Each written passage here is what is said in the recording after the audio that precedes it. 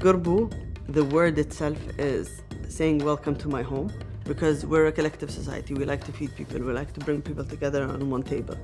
Gerbou is about to, I feel, break a lot of norms in terms of the kind of restaurant that we are about to open in Dubai. You will be dining in a gallery more than you are dining in a restaurant. Design really hits you with the moment that you hold the door handle. The tables, the chairs, crockery, the chandeliers, produce, ingredients, everything is as much as possible made in the UAE, and we're very proud of that. I think anybody who comes in will just be like, Gerbou, Gerbou, Gerbou, come, come, come.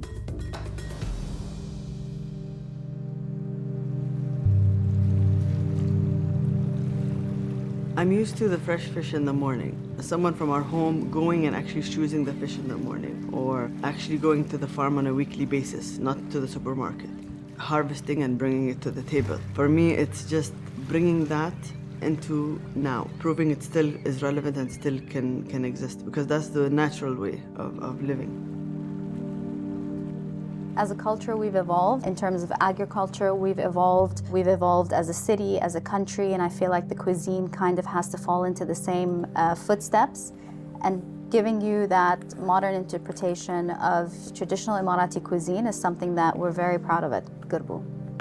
Dubai is such an amazing city because you have different nationalities cooking different food. I think in our own portfolio of my restaurants, I had a Turkish chef cooking Italian food. I had an Indian chef who's making Japanese food.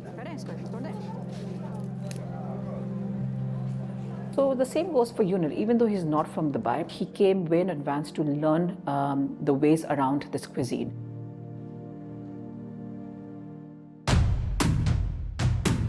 My interview process was nerve-wracking. To have the opportunity to cook for Sheikh Latifah was by far the hardest thing I ever had to do in my life.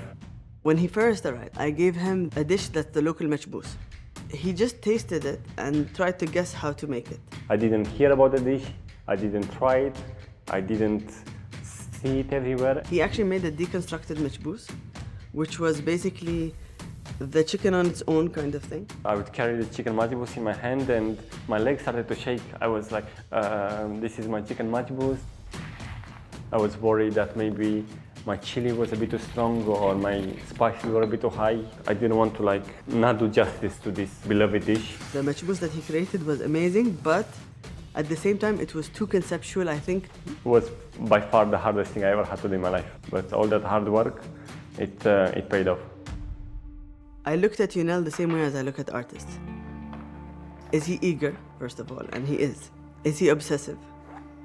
Is he so detail-oriented, but then pulls out to look at the whole perspective? So I actually looked at him in that kind of sense. I think it's every young chef's dream to become a head chef on their own. The last 6 months have been a roller coaster on learning and discovering, and not only knowledge, but myself. Morning, morning, pepper. Black line is there. Today is my first time as a head chef and our first service as a team. Today, what is going to happen is like probably his life is going to change. I have trained all my life, all my career for this exact moment. The food that's going to be for Gerbou, we're going to source from local farms. Head west. Because, come on. My expectations before I arrived, they weren't very high. Because I said, oh, here is desert and nothing will grow and everything will be imported. And I was like so impressed. And even regular things like rice and saffron and vegetables and herbs and mushrooms, not only that they grow here, they are some of the finest I have ever encountered. I think the term sustainable, for me, it's like a new term that's not a new term, because it's like saying organic. When we look at our grandparents, we didn't have to say organic. I think what makes Gerbou unique as a space is the so many collaborations that have went into it that to make it come together, all the way from Tashkeel in-house design team into interior designers that have really put the vision together. I don't think you'll find something like it that is so bespoke. I mean, all the way from the cutlery that you'll hold in your hand, all the way to the lighting pieces and furniture pieces that you'll be sitting on, and to the dinnerware that you'll be eating from. All of these pieces have been designed, in a sense, specifically for that restaurant, so you wouldn't find them anywhere else.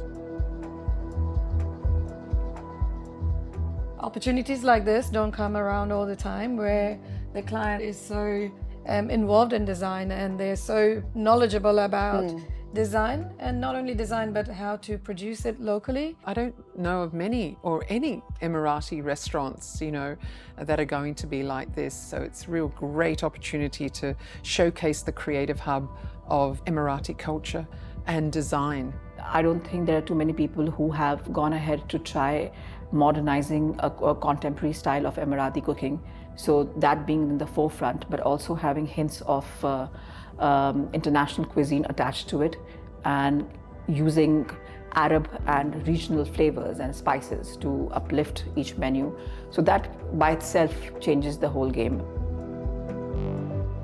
How do we elevate from the very traditional, which is beautiful and soulful and nostalgic, into a contemporary perspective, where we could create something that perhaps could even go internationally?